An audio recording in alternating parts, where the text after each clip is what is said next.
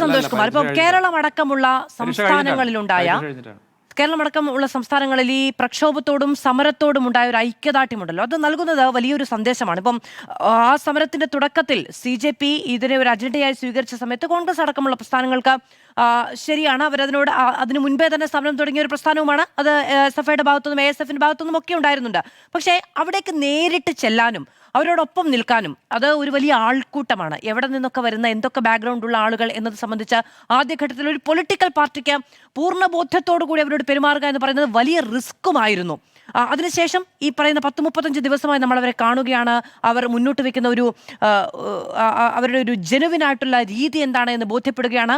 അങ്ങനെയല്ല, ആദ്യഘട്ടം മുതൽ CPMന്റെ നേതാക്കൾ അവിടെയുണ്ട്. അതുകൊണ്ട് തന്നെ ഇനിയിപ്പം ഈ അഭിജിത് ദീപ്കെ അടക്കമുള്ളവർ പങ്കുവെക്കുന്ന ചിത്രങ്ങളിലെല്ലാം അവർ പറയുന്ന കാര്യങ്ങളിലെല്ലാം അതിനോടുള്ള ഒരു ഐക്യദാർഢ്യപ്പെടൽ കൂടിയുണ്ട്. ഒപ്പം നിന്നു എന്നൊരു പ്രസ്താവന കൂടി വളരെ കൃത്യമായി വായിച്ചെടുക്കാനും കഴിയുന്നുണ്ട്. എങ്ങനെയാണ് ഒരു പുതിയ പ്രസ്ഥാനത്തെ, പുതിയ ചെറുപ്പക്കാരെ ഇത്രത്തോളം വ്യക്തമായും വിശ്വാസത്തോടെയും ചേർത്ത് പിടിക്കാൻ കഴിയുന്നത്? അതൊരു വളരെ വളരെ നല്ലൊരു ചോദ്യമാണ്. ഞാൻ ആ ചോദ്യം ശരിക്കും ഇഷ്ടപ്പെടുന്നു. അശുതോഷ് റാങ്കെ എന്ന് പറയുന്ന അവരുടെ വക്താവ് എൻ്റെ ഒരു സുഹൃത്തു കൂടിയാണ്, ഒരു വളരെ ചെറുപ്പക്കാരൻ. അദ്ദേഹം ഇന്നലെ നടത്തിയ ഒരു എക്സ്പോസ്റ്റ് ഉണ്ടല്ലോ, നിങ്ങൾ കണ്ടിട്ടുണ്ടാവും. അതിനകത്ത് 2 വിദ്യാർത്ഥി സംഘടനകൾക്ക് പേരെടുത്ത് പറഞ്ഞുകൊണ്ട് അദ്ദേഹം നന്ദി പറഞ്ഞു. ഞാനത് ആവർത്തിക്കുന്നില്ല, നമ്മുടെ ചാനൽ ഉൾപ്പെടെ അത് മലയാളത്തിൽ എടുത്തു കൊടുത്ത ഒരു കാര്യമാണ്. ഞങ്ങളെല്ലാം തന്നെ, ഞാനതിൻ്റെ പല ഘട്ടങ്ങളിൽ അവിടെ പോയിരുന്ന ഒരാളാണ്. അവരുമായി നല്ല സൗഹൃദമുണ്ട് എന്ന് പറയുമ്പോൾ അഭിമാനം കൊള്ളുന്ന ഒരാളാണ്. പക്ഷെ നിങ്ങളുടെ ചോദ്യം എന്ന് പറയുന്നത് എങ്ങനെയാണ് അതിന് സാധിക്കുന്നത് എന്നുള്ളതാണ്. അതിനകത്ത് ഒരു കാര്യം, പരമ്പരാഗതമായിരിക്കുന്ന രാഷ്ട്രീയ പ്രസ്ഥാനങ്ങൾക്ക് അവരുടെ ശൈലിയും രീതിയും ഉപയോഗിച്ചുകൊണ്ട് ചില വിഷയങ്ങൾ ഉന്നയിക്കുന്നതിനേക്കാൾ ഭംഗിയായി ഇത്തരം പ്രസ്ഥാനങ്ങൾക്ക് സാധിക്കുന്നുണ്ട് എന്നത് ലോകവ്യാപകമായിട്ടുള്ള ഒരു അനുഭവമാണ്. അപ്പോൾ അത് പല ഉദാഹരണങ്ങൾ നമ്മുടെ മുമ്പിലുണ്ട്. ഇന്ത്യയിൽ തന്നെ ഇപ്പോൾ നിങ്ങൾ ഈ ജന്തർ മന്ദിറിൽ ഇതിനേക്കാൾ വലിപ്പത്തിൽ, അത് ഇപ്പോൾ സമരം നടത്തുന്ന സ്പേസ് കുറച്ച് ചുരുക്കമാണ്, ഇതിനേക്കാൾ വലിയ ഒരു സ്ഥലം അവിടെ ഉണ്ടായിരുന്ന ഘട്ടത്തിലാണ്, അല്ലെ സമരത്തിന് കൂടുതൽ സ്ഥലത്ത് സമരം നടത്താൻ അനുവാദം ഉള്ളപ്പോഴാണ് വളരെ സ്പോണ്ടേനിയസ് ആയിട്ട് നിർഭയ മൂവ്മെന്റ് ഉണ്ടായിരുന്നത്. ഡൽഹി അന്ന് ഇങ്ങനെ ഇതിനേക്കാൾ ജനങ്ങൾ ഒഴുകി വന്ന ഒരു മൂവ്മെന്റ് ആയിരുന്നാണ് എനിക്ക് തോന്നുന്നത്. അങ്ങനെ പല സന്ദർഭങ്ങളിലും ദേശീയ രാഷ്ട്രീയത്തിൻ്റെയും നമ്മൾ ഇന്റർനാഷണൽ പൊളിറ്റിക്സും നോക്കുമ്പോൾ സ്പോണ്ടേനിയസ് ആയ പല മൂവ്മെൻറ്റുകളും ചില കോസിനെ അടിസ്ഥാനപ്പെടുത്തിയിട്ട് വരും. അപ്പോൾ അങ്ങനെ നമ്മൾ വരുമ്പോൾ അവർക്കിപ്പോൾ ആർട്ടിക്കിൾ 370 കുറിച്ചുള്ള അഭിപ്രായം എന്താണ്, അല്ലെങ്കിൽ ഇന്ത്യയുടെ വിവിധ വിഷയങ്ങളിലെ മറ്റഭിപ്രായം എന്താണ് എന്ന് നമ്മൾ അധികം ആലോചിച്ചിട്ട് വേവലാതിപ്പെടേണ്ടതില്ല. നമ്മൾ അതിനകത്ത് ഒരുപാട് പ്രത്യയശാസ്ത്ര കണ്ണാടിയൊന്നും കൊണ്ടുപോകേണ്ട കാര്യമില്ല. ഇനി ഇതൊരു സംഘടിത രാഷ്ട്രീയ പാർട്ടിയായിട്ട് മാറിക്കഴിഞ്ഞാൽ അവരെന്തെല്ലാം പ്രശ്നങ്ങൾ അഭിമുഖീകരിക്കുക എന്നതിനെക്കുറിച്ച് നമ്മൾ വേവലാതിപ്പെടേണ്ടതില്ല. ഇന്നിപ്പോൾ ഒരു 25 മിനിറ്റ് ഒരു രാഷ്ട്രീയ നേതാവ് ഒരു പ്രസംഗം നടത്തുമ്പോൾ ആ പ്രസംഗത്തെക്കാളൊക്കെ എത്രയോ ഭംഗിയായി പുതിയ തലമുറയെ സോക്കോൾഡ് ജൻസി ആകർഷിക്കുന്നത് 1.5 മിനിറ്റുള്ള റീലാണ് എന്ന് പറയുന്ന ഒരു യാഥാർത്ഥ്യം ഒരു ഭാഗത്ത് നിൽക്കുന്നു. അപ്പോൾ അതിനെ ഫലപ്രദമായി ഉപയോഗപ്പെടുത്തിക്കൊണ്ട് ആയിരങ്ങളെ അണിനിരത്താൻ അവർക്ക് സാധിക്കുമ്പോൾ ആ മെക്കാനിസം എന്ന് പറയുന്നത്, ഇപ്പോൾ അഭിജിത് ദീപ്കെ പറഞ്ഞ വേറൊരു കാര്യം SIRന്റെ കാര്യം കൂടിയായിരുന്നു. പക്ഷേ SIRന്റെ കാര്യത്തിനകത്ത് ഒരു പക്ഷേ ഇങ്ങനൊരു മൂവ്മെൻറ്റ് ആരംഭിച്ചാൽ ഈ നിലയിൽ അത് സംഭവിക്കണമെന്നില്ല. പക്ഷേ ഇത് ലക്ഷക്കണക്കായ വിദ്യാർത്ഥികളെയും യുവാക്കളുടെയും മാതാപിതാക്കളുടെയും ഒക്കെ മനസ്സ് വലിയ സ്ഥാനം പിടിച്ച ഒരു പ്രശ്നത്തെ, ഞാൻ SIR ആ നിലയിലല്ല കേട്ടോ പറയുന്നത്, ഞാൻ ഈ ഡിബേറ്റിന് വേണ്ടി മാത്രം പറയുന്നതാണ്. അങ്ങനെ ഒരു പ്രശ്നത്തെ അവർ ഉന്നയിച്ചപ്പോൾ അതിന് വളരെ വലിയൊരു പിന്തുണയുണ്ടായി. ഇതിപ്പോൾ ഞാൻ മെയ് മാസം 12-ാം തീയതി രാജി ആവശ്യപ്പെട്ടുകൊണ്ട് കത്തെഴുതിയിരിക്കുന്ന ഒരാളാണ്. ഞാൻ എൻ്റെ ഒരു പാർട്ടി നേതാവ് എന്നുള്ള നിലയിലാണ്. പല നേതാക്കന്മാരും, ശ്രീ രാഹുൽ ഗാന്ധി ഉൾപ്പെടെയുള്ള പല നേതാക്കന്മാരും ആവശ്യം ഉന്നയിച്ചു. പക്ഷേ ഈ പരമ്പരാഗത പ്രസ്ഥാനങ്ങൾ ഉന്നയിക്കുന്നതിനേക്കാൾ ഭയങ്കരമായി അവരത് ചെയ്യുമ്പോൾ അതിൻ്റെ കൂടെ നിന്ന് ആ കോസിനെ സഹായിക്കലാണ് എന്നതാണ് ഞങ്ങൾ പഠിക്കുന്ന രാഷ്ട്രീയം. അതുകൊണ്ടാണ് ഞങ്ങൾ പലരും സമരപന്തലിൽ പോകാതിരുന്നത്. അപ്പോൾ അവിടെ ഇപ്പോൾ പോയ ഒരാൾ, എനിക്ക് തോന്നുന്നു എൻ്റെ MP ആയിരിക്കുന്ന, കണ്ണൂർ MP ആയിരിക്കുന്ന ശ്രീ K സുധാകരനും പിന്നെ പവൻ ഖരയുമാണ് കോൺഗ്രസിൻ്റെ ഭാഗത്ത് നിന്ന്.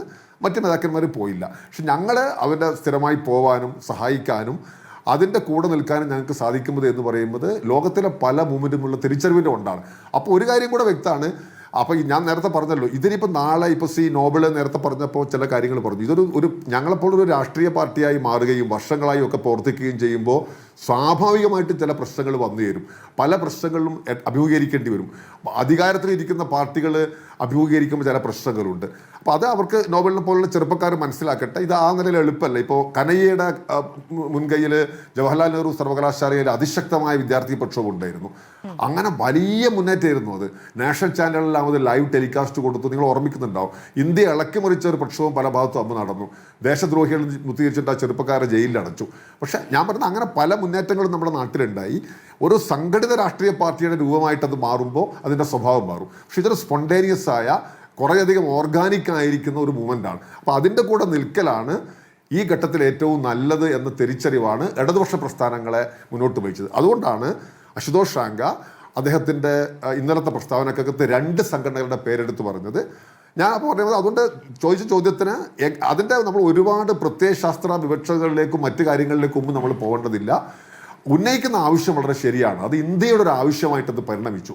ഞങ്ങൾ പാർലമെൻറ്റിനകത്ത് ഉന്നയിക്കാൻ നല്ലതുപോലെ പരിശ്രമിച്ചു, പുറത്ത് അംഗങ്ങൾ ഉന്നയിച്ചു. പക്ഷേ ഇത് വലിയൊരു മുന്നേറ്റമായി വന്നപ്പോൾ അതിൻ്റെ കൂടെയും ഞങ്ങൾ നിന്നു എന്നതാണ് വസ്തുത. അതുകൊണ്ട് അത്തരം ഘട്ടങ്ങൾ, പക്ഷെ അത് എല്ലാ ഘട്ടങ്ങളിലും ഉയർന്നു വരണമെന്നില്ല. ഇനിയിപ്പോൾ ശ്രീ നോബിൾ നേരത്തെ പറഞ്ഞു അത് ചെറുപ്പക്കാരുടെ കൂട്ടായ്മ ഭംഗിയായിട്ട് മുന്നോട്ട് പോകട്ടെ. പക്ഷേ അവരിപ്പോൾ പറഞ്ഞ പോലെ SIRൻ്റെ കാര്യത്തിലാണ് ഇങ്ങനൊരു മുന്നേറ്റം സംഘടിപ്പിക്കുന്നതെങ്കിൽ ഒരുപക്ഷെ ഇങ്ങനെ യുവാക്കളെയും വിദ്യാർത്ഥികളെയും ആകർഷിക്കാൻ കഴിയണമെന്നില്ല. വളരെ ഇപ്പോൾ 6 കോടി ഇന്ത്യക്കാർ പുറത്തായ ഒരു കാര്യമാണ്. അപ്പോൾ ഞാൻ പറഞ്ഞ ആ ഇഷ്യൂ ബേസ്ഡ് കൂടിയാണത്. അത് ഇന്ത്യയുടെ രാഷ്ട്രീയ ജീവിതത്തിനകത്ത് ചില ഘട്ടങ്ങളിൽ സംഭവിച്ചിട്ടുണ്ട്. ഇപ്പം അണ്ണാ ഹസാരെ മൂവ്മെൻറ്റ് ഉണ്ടായി, ഞാൻ JNUവിൻ്റെ മൂവ്മെൻറ്റിൻ്റെ കാര്യം പറഞ്ഞു, അതിനു മുമ്പ് നിർഭയ മൂവ്മെൻറ്റ് ഉണ്ടായി ദേശീയ രാഷ്ട്രീയത്തിൽ. അപ്പോൾ അത് അതേപോലെ എല്ലാ ഘട്ടങ്ങളിലും തുടരണം എന്നില്ല. പക്ഷെ CJP മുന്നേറ്റം ഉണ്ടാക്കിയിരിക്കുന്ന വലിയൊരു കാര്യം എന്ന് പറയുന്നത് ഇന്നലെയും പലരും പറഞ്ഞതുകൊണ്ട് ഞാൻ ആ കാര്യങ്ങളിലേക്ക് പോകുന്നില്ല. കാരണം നമ്മളെ വ്യൂവേഴ്സൊക്കെ ഏതാണ്ട് സമാനമായിരിക്കുമല്ലോ. ഭയത്തിൻ്റെ അന്തരീക്ഷം ഇന്ത്യൻ രാഷ്ട്രീയത്തിൽ നിന്ന് മാറ്റിയെടുക്കുന്നതിൽ വലിയ പങ്കുവഹിച്ചു എന്നുള്ളതാണ്. പിന്നെ എക്സ്റ്റേണൽ ഈ ഏജൻസീസിനെ ഉപയോഗിച്ചുകൊണ്ടുള്ള വേട്ടയാടലിനൊന്നും ഒരു പ്രസക്തിയില്ല എന്ന് തെളിയിച്ചു എന്നതാണ്. വടക്കേ ഇന്ത്യയിലുള്ള ബേസായിരിക്കുന്ന ഡൽഹി ബേസ്ഡ് ആയിരിക്കുന്ന മെയിൻ സ്ട്രീം മീഡിയ എന്ന് പറയുന്നത് അങ്ങ് പൊളിഞ്ഞ് പാളീസായി പോയിരിക്കുന്നു എന്നതാണ്. അപ്പോൾ ഇത് ജനങ്ങൾക്കാകെ വലിയ പ്രതീക്ഷ നൽകുന്ന ഒരു മൂവ്മെൻ്റായിട്ട് മാറി. അതിന് ഈ ചെറുപ്പക്കാർ നിമിത്തമായി എന്നതാണ്. പക്ഷെ അവർ നാളെ CPIയെയും CPMനെയും കോൺഗ്രസിനെയും പോലൊരു രാഷ്ട്രീയ പാർട്ടിയായിട്ട് മാറാൻ ശ്രമിക്കുമ്പോൾ സ്വാഭാവികമായിട്ടും അവരെ ധാരാളം പുതിയ പ്രശ്നങ്ങൾ അഭിമുഖീകരിക്കേണ്ടി വരും. അപ്പൊ അതിന്റെ തലം മാറും. അപ്പൊ അതാണ് താങ്കൾ ചോദിച്ച ചോദ്യത്തിനുള്ള എന്റെ ഉത്തരം. ശരി, ശ്രീ